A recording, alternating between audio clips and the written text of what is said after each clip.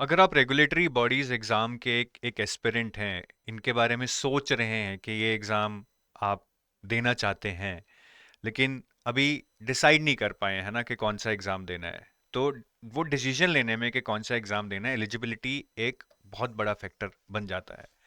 मैं आपको एक बात बताता हूँ, इस बार जिसने आरबीआई टॉप किया 2024 में, जिसने आरबीआई टॉप किया, उसने 2023 में भी एग्ज़ाम दिया था, इंटरव्यू भी दिया था। मतलब इंटरव्यू देने गया था बट उसको वापस भेज दिया गया क्योंकि 2023 में वो एलिजिबल नहीं था। तो आप समझ सकते हैं कि टॉपर बंदा भी, जो टॉपर है 2024 का, उसको तो मानेंगे ना कि यार अच्छा खासा मतलब इंटेलिजेंट है, चीज़ों को अटेंटिवली देखता होगा, उसने भी गलती की। तो एलिजिबिलिटी को जानना बहुत ज़रूरी है और इस वीडियो में मैं आरबीआई ग्रेड बी की सारी एलिजिबिलिटी एलिजिबिलिटी के बारे में एक एक चीज़ मैं आपको इस वीडियो में बताने वाला हूँ। शुरू करने से पहले मैं आपको हमारे आरबीआई ग्रेड बी के फ्री कोर्स के बारे में बताना चाहूंगा। तो ये फ्री कोर्स का मतलब ये नहीं है कि you will get everything for free to prepare for the exam, but this free course is to help you get started. अब काफी लोगों को जब आप थोड़ा बहुत डिसीजन ले लेते हैं या डिसीजन लेने से पहले कुछ चीजें मेजर करना चाहते हैं, देखना चाहते हैं, तो उनमें बहुत सारे क्वेश्चंस होते हैं कि एग्जाम की एलिजिबिलिटी, जो एनीवेज मैं इस वीडियो में बता रहा हूँ, फिर एग्जैक्ट पैटर्न क्या है, ठीक है, वैकेंसीज का ट्रेंड क्या रहता है, प्रीवियस ईयर क्वेश्चंस को जानना बहुत जरूरी है कि पेपर कितना आसान कितना मुश्किल आता है, करंट और स्टैटिक क्या क्या वेटेज है, डिफिकल्टी लेवल में इजी है, मॉडरेट है, टफ है, कॉन्सेप्चुअल क्वेश्चंस हैं, फैक्चुअल क्वेश्चंस हैं, ये सारी क्लैरिटी आपको प्रीवियस ईयर क्वेश्चन से मिलेगी। इनफैक्ट इंपॉर्टेंट क्या है क्या इंपॉर्टेंट नहीं है, ये सारा प्रीवियस ईयर क्वेश्चंस के थ्रू आपको जानने को मिलेगा जो इस फ्री कोर्स में मिलेंगे। फिर डिफरेंट सब्जेक्ट्स की क्या स्ट्रैटेजी होनी चाहिए, उसमें क्या इंपॉर्टेंट है क्या नहीं है, किस तरह की क्वेश्चंस आते हैं, जैसे क्वांट रीजनिंग में बैंकिंग से अलग हैं या सिमिलर हैं, यूपीसी सेट से सिमिलर हैं या अलग हैं, ये सारी स्ट्रैटेजी ओरिएंटेशन आपको इस फ्री कोर्स में मिलेगी। इनकी रिसोर्सेज हैं जो जहाँ से तैयारी कर सकते हैं वो भी डिटेल्स मिलेंगी। ऐसे ईएसआई एफएम कैसे non banking non finance non economics वाले प्रिपेयर कर सकते हैं, पेपर का लेवल जनरिक है या बहुत डेप्थ में पूछा जाता है, कॉन्सेप्चुअल है, फैक्चुअल है, करंट है, स्टैटिक है, सोर्सेज क्या हैं, ये सारी ओरिएंटेशन और स्ट्रैटेजी आपको इस फ्री कोर्स में मिलेगी। लिंक इस फ्री कोर्स का इस वीडियो के डिस्क्रिप्शन में दिया गया है। तो जब आप फ्री कोर्स में जाएंगे, ठीक है, इस तरह से आप इस फ्री कोर्स में यहाँ पे क्लिक करके एनरोल कर सकते हैं। ये free course actually RBI NABARD से भी तीनों को मिला के बनाया गया है, ठीक है। इसमें तीनों के फ्री कोर्सेज हैं जहाँ से आपको तीनों एग्जाम की strategy, orientation, previous year paper सब कुछ मिल जाएगा। तो यहाँ पे आप क्लिक कर कर, ये 0 रुपी है, फ्री है, लिंक डिस्क्रिप्शन में दिया गया है। चलिए अब एलिजिबिलिटी पे आते हैं। तो एलिजिबिलिटी हमने डिस्कस किया, बहुत इंपॉर्टेंट है। एलिजिबिलिटी बेसिकली 5 पैरामीटर्स पे मेजर की जाती है: nationality, age, educational qualification, experience and number of attempts. तो सबसे पहले नेशनैलिटी से शुरू करते हैं। नेशनैलिटी में काफी लोग इंटरेस्टेड नहीं होंगे because most of you would be citizen of India who are anyways eligible. तो आप यहाँ से स्किप कर कर आगे बढ़ सकते हैं। तो citizen of India or a citizen of Nepal or a citizen of Bhutan, they are eligible. Then people who are Tibetan refugee, that who came to India from Tibet before 1st January 1962 with an intention of settling in India, ठीक है, और a person of Indian origin who has migrated from India, who has migrated to India from these countries: Pakistan, Burma, Sri Lanka, East African countries of Kenya, Uganda, Tanzania, Zambia, ठीक है, आप ये सारे नाम पढ़ सकते हैं। Again with the intention of permanently settling in India, ये सारे लोग एलिजिबल हैं।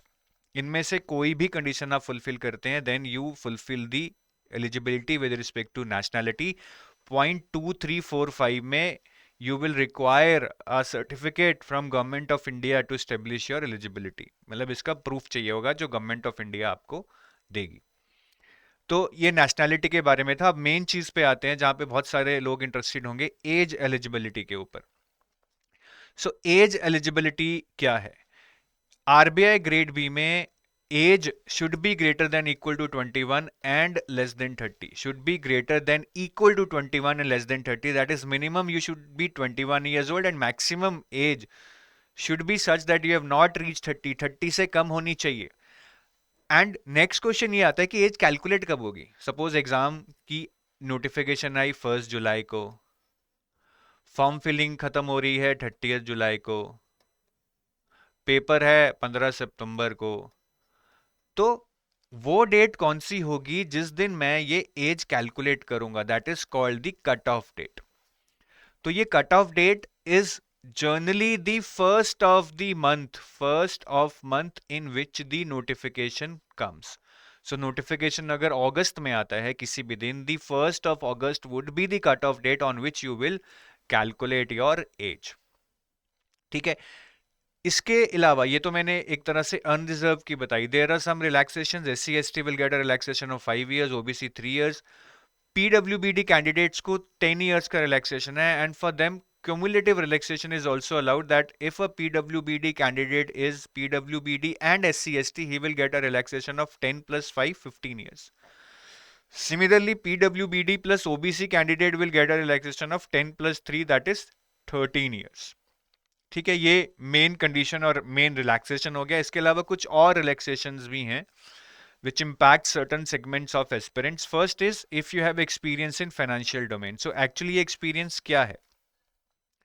So if you have experience in any of these categories, if you have experience in any of these categories, then you are eligible for relaxation equal to your years of experience, but maximum is 3 years. तो अगर आपका experience 1 साल का है, your relaxation would be 1 year. Experience 2 साल का है, your relaxation would be 2 years. Experience 3 साल का है, relaxation would be 3 years. But beyond 3, even if you have experience of 4, 5, 6 years, still the relaxation that you will gate is 3 years. ठीक है। And this experience, now very important point, this experience must be at an officer level, not at a clerical level, right? And this experience is excluding your probation, is excluding probation. So your experience only after probation would be counted, based upon which the relaxation would be given. So experience at officer level after your probation would be counted to give you relaxation under this category. ठीक है। अब जो मैंने ये 3 चीजें बताई थी, that you should have experience either in scheduled commercial banks, in public sector, not private sector, public sector insurance companies and all India financial institutions. इनकी डिटेल डिस्क्रिप्शन कहां है? वो ये है। तो शेड्यूल्ड कमर्शियल बैंक्स का मतलब है वो कमर्शियल बैंक्स जो आरबीआई एक्ट के सेकेंड शेड्यूल में जिनका नाम है। मैं एग्जांपल दे देता हूं। Most of the banks would be in the second schedule of RBI act, both public and private. इसमें एचडीएफसी भी होगा, इसमें एसबीआई भी होगा। तो ऐसा नहीं है कि सिर्फ पब्लिक सेक्टर बैंक्स को ही रिलैक्सेशन है। इंश्योरेंस कंपनीज के केस में only public sector insurance companies, not the private ones. तो उसमें नाम क्या आएंगे? Life insurance LIC, general insurance, the new India insurance, United India insurance, oriental insurance, national insurance, agriculture insurance company of India. तो ये सारे पब्लिक सेक्टर इंश्योरेंस कंपनीज में आएंगे।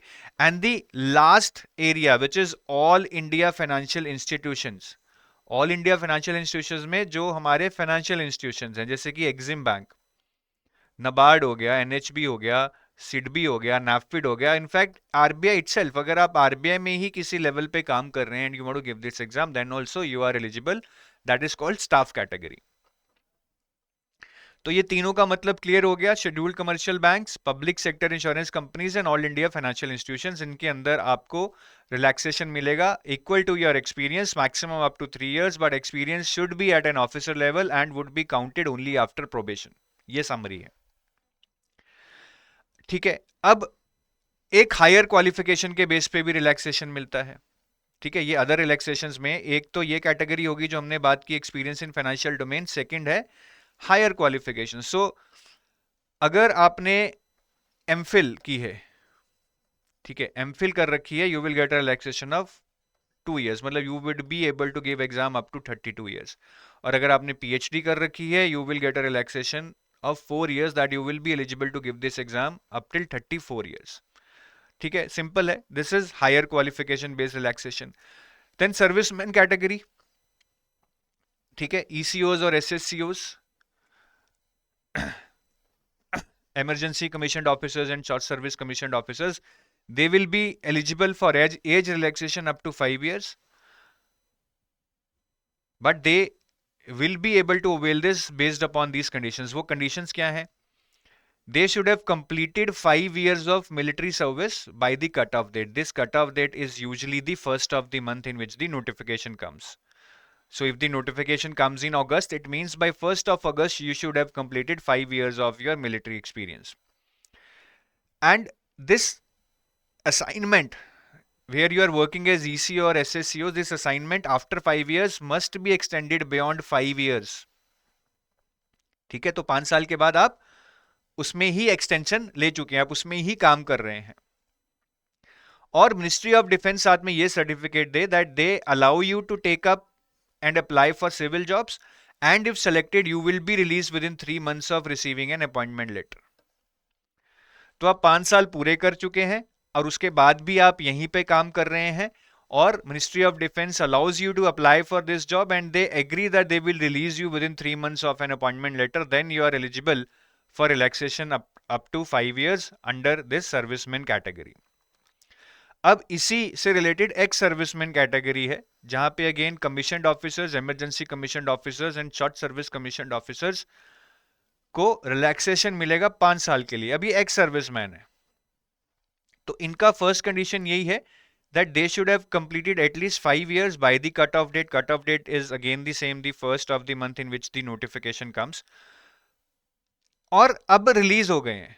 पिछले वाले में क्या था, आप 5 साल पूरे कर चुके हैं and you are still working, it has been extended. Here it is, you have completed 5 years by the cutoff date and now you are released.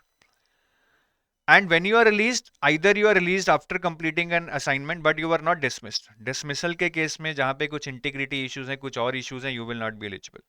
या कुछ physical disability हो गई थी, या again कुछ sickness हो गई थी, कुछ और invalidment हो गई थी, then also you would be able to avail this. तो 5 साल का एक्सपीरियंस होना चाहिए by the cut off date. उसके बाद आपको रिलीज कर दिया गया बिकॉज आपका असाइनमेंट पूरा हो गया था, या कोई सिकनेस थी या फिजिकल डिसेबिलिटी, बट डिसमिस नहीं हुए, तब आप इसमें 5 साल का रिलैक्सेशन ले सकते हैं. और इसमें अगेन कम्युलेटिव रिलैक्सेशन अलाउड है. ठीक है, तो आपको ये 5 साल के साथ अगर इसमें कुछ आपकी कैटेगरी है तो आप उसको उसमें ऐड कर कर कम्युलेटिव रिलैक्सेशन ले सकते हैं, जैसे मैंने PWBD के केस में बताया था. फिर retrenchment from banking sector is another area where you get relaxation. So यहाँ पे भी your relaxation is up to 5 years subject to below conditions. एक तो आप एक्स एम्प्लॉय होने चाहिए बैंकिंग इंस्टीट्यूशन के, मिनिमम उसमें 1 साल का एक्सपीरियंस होना चाहिए, और आपका जॉब टर्मिनेट होना चाहिए, चाहे तो बैंक लिक्विडेट हो गया या इकोनॉमी में स्लो डाउन आ गया, तभी आप इस रिट्रेंचमेंट कैटेगरी के अंदर 5 साल का रिलैक्सेशन ले सकते हैं. और एम्प्लॉयमेंट एक्सचेंज के साथ जरूर रजिस्टर होने चाहिए. तो if somebody was working in a bank, had experience of 1 year, but then the job was terminated due to liquidation of bank or the slowdown of the economy, now he has registered with the employment exchange, he will be eligible for relaxation up to 5 years. I hope ये सारी चीज़ें clear हैं. बहुत प्यार से मैंने समझाया है. कोई भी डाउट है तो आप ज़रूर हमें मेल कीजिए, hello@edutab. यहाँ पे मेल कीजिए आप.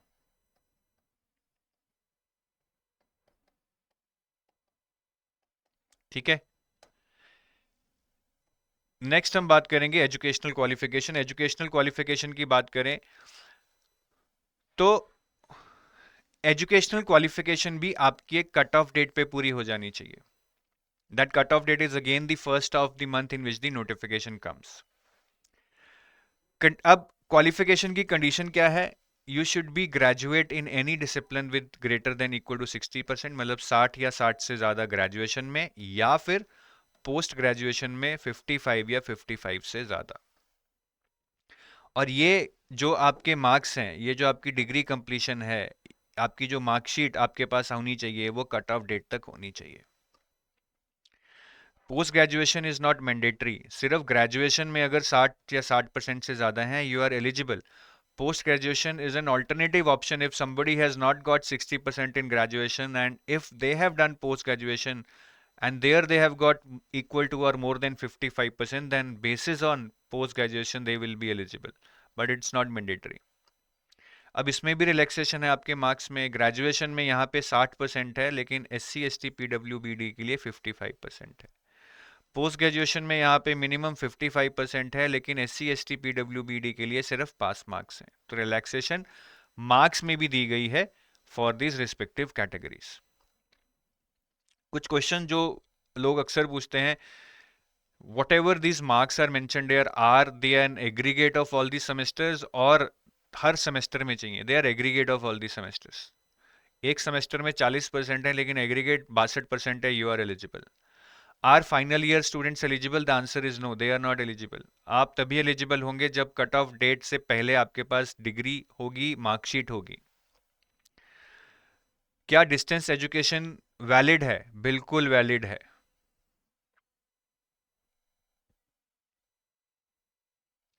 और इसमें काफ़ी बच्चों के डाउट होता है कि कई बार ना ग्रेजुएशन के बाद 2 साल का प्रोग्राम होता है, जिसको हम ऑफिशियली पोस्ट ग्रेजुएशन नहीं बोलते हैं, but it is considered by government as equivalent of post graduation. तो उसको हम पोस्ट ग्रेजुएशन ही मानेंगे, जैसे PGDM। ऐसे ही कुछ लोग 12th के बाद 3 साल का कोर्स करते हैं, जो ऑफिशियली ग्रेजुएशन नहीं बोली जाती है, but government recognizes as that as graduation. उसको हम ग्रेजुएशन ही मानेंगे। जैसे किसी ने डिप्लोमा इन इलेक्ट्रॉनिक्स किया है, ठीक है, तो उसको काफ़ी बार गवर्नमेंट ग्रेजुएशन की तरह मानती है। अगर 3 साल का कोर्स है तो उस केस में भी आप एलिजिबल होंगे। काफ़ी लोगों का डाउट होता है कि यार MBA क्या एलिजिबल है पोस्ट ग्रेजुएशन कैटेगरी के अंडर? बिल्कुल, PGDM एलिजिबल है। अब ये जो मार्क्स हमने बात की 60%, 55%, कई बार दिक्कत क्या आती है, that my college is not giving me marks in percentage, rather it is giving me CGPA। So RBI की नोटिफिकेशन में बहुत क्लियरली मेंशन्ड है that either your university will give you the criteria to convert that CGPA into percentage. तो university का criteria आप use कीजिए, if that is there. If not, if not then use this criteria. कि यूनिवर्सिटी ने कुछ नहीं दिया क्राइटेरिया कि जी इस CGPA के क्या परसेंटेज बनेगी, तो ये वाला क्राइटेरिया यूज कर लीजिए। 6.75 की CGPA को 60% मानेंगे, 6.25 की CGPA को 55% मानेंगे, 5.75 की CGPA को 50% मानेंगे।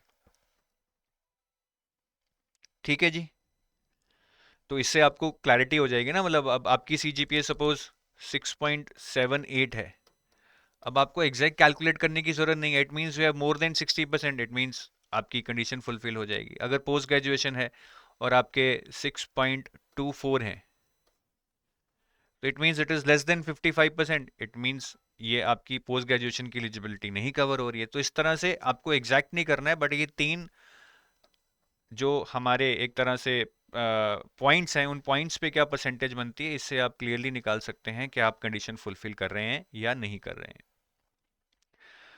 चलिए, अब छोटी छोटी 2 और केसेस हैं। एक्सपीरियंस, जनरली एक्सपीरियंस नहीं चाहिए। काफ़ी लोगों को ये डाउट होता है कि नहीं नहीं वर्क एक्सपीरियंस ऑफिशियली नहीं चाहिए, लेकिन वर्क एक्स वालों को प्रेफर किया जाता है।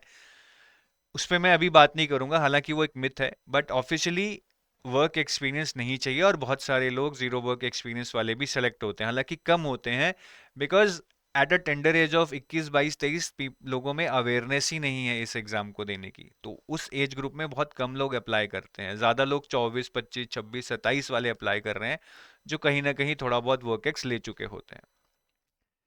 नंबर ऑफ अटेम्प्ट्स के केस में क्या है, सिर्फ इन 2 कैटेगरीज में लिमिटेशन है 6 अटेम्प्ट्स की। इन कैटेगरीज में SC ST OBC PWBD में नो रिस्ट्रिक्शन, आप चाहे 15 अटेम्प्ट दो। एक डाउट जो लोगों को आता है कि सर मैंने फॉर्म भर दिया था बट मैंने एग्जाम देने नहीं गया, will it be considered as attempt? Appearing in the exam is an attempt, not just filling the form. Form fill करना अटेम्प्ट नहीं है। एग्जाम में फॉर्म भर के जाना, अपीयर करना, will be considered as an attempt. तो यहाँ पे ये बहुत आपका डाउट क्लियर हो जाना चाहिए। So that's it about the eligibility. I hope आपको काफी क्लैरिटी मिल गई होगी। नाउ अबाउट आवर कोर्सेज, ठीक है, अगर आप RBI ग्रेड बी की प्रिपरेशन करने का डिसाइड करते हैं, आप एलिजिबल हैं, डिसाइड करते हैं, तो आप हमारी वेबसाइट पे जा सकते हैं। मेन्यू के अंदर RBI ग्रेड बी कोर्सेज पे क्लिक करके you will be able to see all our courses. तो ये हमारे मेजर कोर्सेज हैं। मेजर मतलब जो हमारे गोल्ड सिल्वर है, मेन कोर्सेज हैं बोलूँगा, flagship courses. Gold is for phase 1 to interview complete preparation, silver is for phase 2 interview.